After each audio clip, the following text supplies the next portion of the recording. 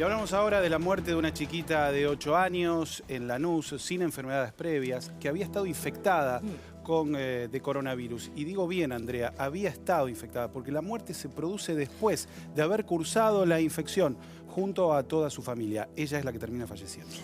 Una falla inflamatoria que produce afectación a la mayoría de sus órganos, hígado, riñones.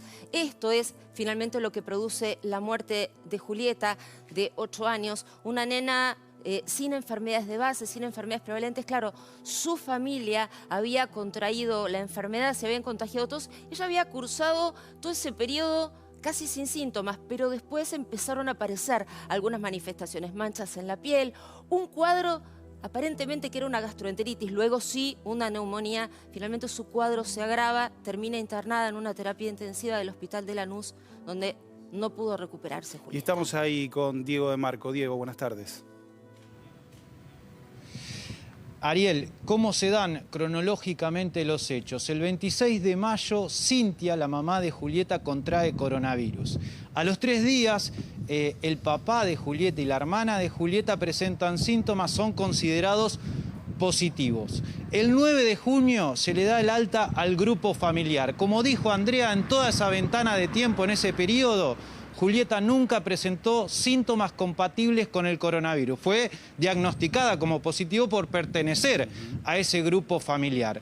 A los 3 días aparecen esas marquitas en la piel, esos granitos, erupciones. Se le da una crema muy común en el uso de los chicos y al cabo de 3-4 días las manchitas desaparecen, pero inmediatamente después se manifiesta una gastroenteritis muy violenta, con vómitos muy recurrentes que obligan a que la chica, la nena, tenga que ser internada en este centro de salud. Y cuando la interna le encuentran también una neumonía. Fueron 9 días de internación.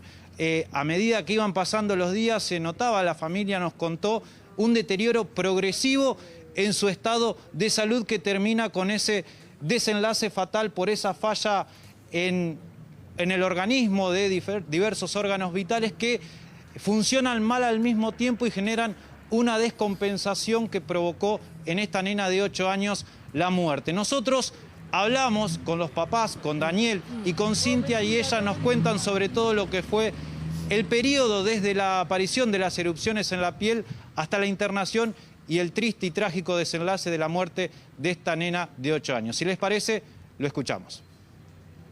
Fui hasta el hospital a hablar con las médicas y lo que me dijo una de las médicas, me dijo: papá, no le tome importancia a los valores porque los valores no es realmente lo que marcan, dice. Los chicos tienen los dedos tan chiquitos que a veces uno le pone para medirle el oxígeno y ellos se mueven y marca otra cosa. Le digo: sí, doctora, pero acá es muy bajo, le digo, el oxígeno. Y el cardio está muy arriba. Esta nena, le digo, necesita oxígeno. No, que no, que no. La nena está estable, está bien, está en un cuadro delicado. Estamos viendo estudios, haciendo estudios de materia, de sangre, a ver si no hay un bichito ahí dando vuelta. Resulta que eso fue a las 6 de la tarde, 8:30, me llama mi señora que la pasaron a terapia intermedia con oxígeno. Y el lunes a la mañana la veo en neumonólogo de ahí de terapia intensiva y le dice a mi señora que la nena tiene que quedar en terapia intensiva y la iban a intubar porque podía tener un paro cardíaco en cualquier momento. A las 11:30 me llaman diciéndome que la nena tuvo un paro cerebral, que ya era irreversible y que había que esperar que el corazón deje de latir. A la 1:30, 12:30 al mediodía, me llamó para avisarme que ya el corazón dejó de latir. No hay ninguna duda que para esta familia, claro, es una tragedia, pero también es muy importante decir que son casos verdaderamente extraordinarios, que no es lo más común que esto suceda. El porcentaje realmente, por ejemplo, esto dicen los especialistas, en 6 millones de casos pueden llegar a ser entre 1.500 y 2.000 casos, y no en todos termina de la peor manera, Andrea. Eduardo López, sin duda uno de los referentes más importantes en infectología pediátrica, explica exactamente en qué consiste este cuadro que, como vos bien decías, no es frecuente y tampoco debería ser mortal si es atendido a tiempo.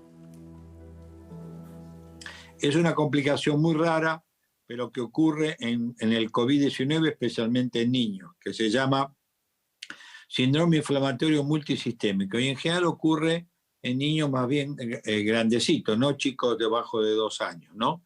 Que es que el organismo produce una enorme cantidad de elementos inflamatorios que en vez de ayudar son perjudiciales para el organismo, ¿está bien?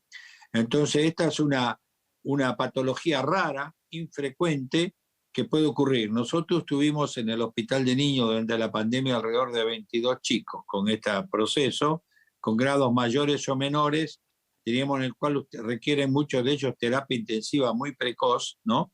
Es un proceso que afecta a varios órganos, hígado, corazón, pulmón, riñón, ¿no? Y uno que tiene que trabajar muy rápido, ¿no?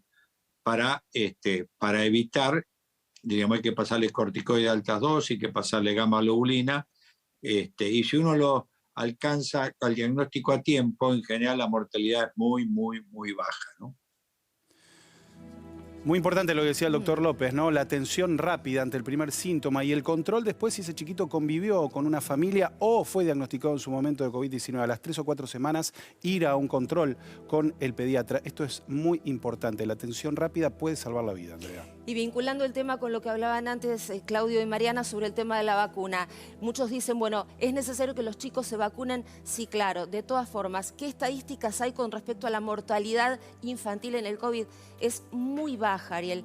Y todo lo que venga ahora de vacunas que se aprueben pediátricas no van a ser para niños pequeños, van a ser para adolescentes. Los más chiquititos seguramente tendrán que esperar hasta el año que viene. ¿Para cuándo la vacuna? Recién el año que viene para los más chiquitos. Es que, por ejemplo, Moderna recién ahora empieza a hacer estudios con niños menores de 12 años, recién ahora. O sea que la vacuna pediátrica, la que aspiramos nosotros, probablemente sea para la franja etaria de 12 a 17 años y esperamos que ANMAT la apruebe rápidamente.